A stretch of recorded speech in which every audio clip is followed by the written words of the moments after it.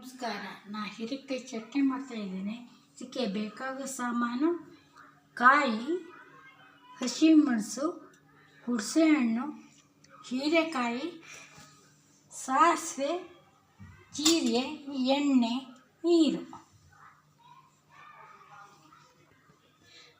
ಪಾನಿಗೆ ಎಣ್ಣೆ ಹಾಕ್ತಾಯಿದ್ದೇನೆ.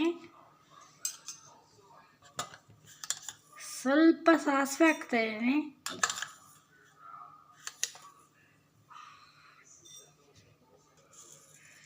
ಸ್ವಲ್ಪ ಜೀರಿಗೆ ಹಾಕ್ತಾಯಿದ್ದೇನೆ.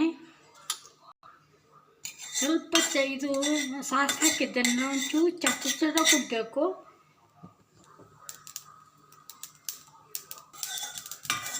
ಸಾಸಿವೆ ಚಟ ಗುಟ್ಟಿದ ತಕ್ಷಣ ಹೀರೆಕಾಯಿ ಹಾಕಬೇಕು. ಇಲ್ಲಾಂದ್ರೆ ವಾಸನೆ ಆಗ್ತದೆ. ಇದಕ್ಕೆ ನೀರು ಹಾಕ್ತಾಯಿದ್ದೇನೆ. ಚೂರು ಸ್ವಲ್ಪ ಬೇಯಬೇಕು. ಇದಕ್ಕೆ ಹುಣಸೆಹಣ್ಣು ಹಾಕ್ತಾಯಿದ್ದೇನೆ. ಕಡೆಗೆ ಹಸಿಮೆಣಸು ಹಾಕ್ತಾಯಿದ್ದೇನೆ. ಸ್ವಲ್ಪ ಖಾರ ಆಗಬೇಕು.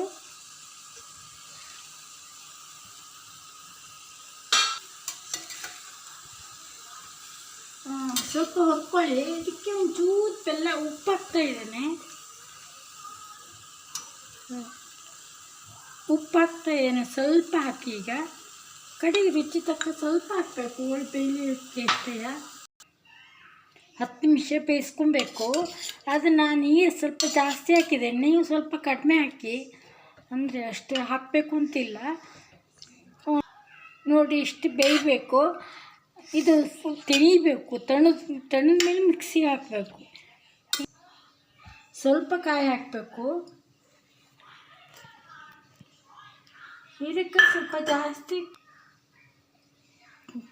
ಕಾಯಿ ಸ್ವಲ್ಪ ಕಡಿಮೆ, ಹೀರೆಕಾಯಿನೇ ಜಾಸ್ತಿ ಹಾಕಬೇಕು.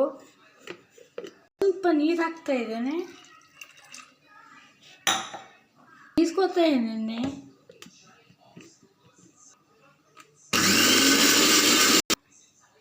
ಕಾಯಿ ಸ್ವಲ್ಪ ಬೀಸ್ಕೊಬೇಕು.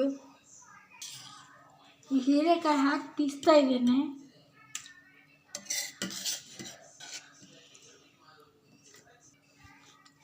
ನೋಡಿ, ಹೀರೆಕಾಯಿ ಇದಕ್ಕೆ ಹಾಕಿ, ಕಾಯಿ ಹಾಕಿ ಬೀಸ್ತಾ ಇದ್ದೇನೆ. ಈಗ ನೋಡಿ, ಸ್ವಲ್ಪ ನಂಪಾಗಬೇಕು. ಸ್ವಲ್ಪ ಕಡಿನೇ ಇಡಬೇಕು. ಭಾಳ ನಂಪಾಗ್ಬಿಡ್ತು. ಕಾಯಿ ಮಾತ್ರ ನಂಪಾಗಲಿ. ನೋಡಿ, ಹೀರೆಕಾಯಿ ಚಟ್ನಿ ಈಗ ರೆಡಿಯಾಗಿದೆ.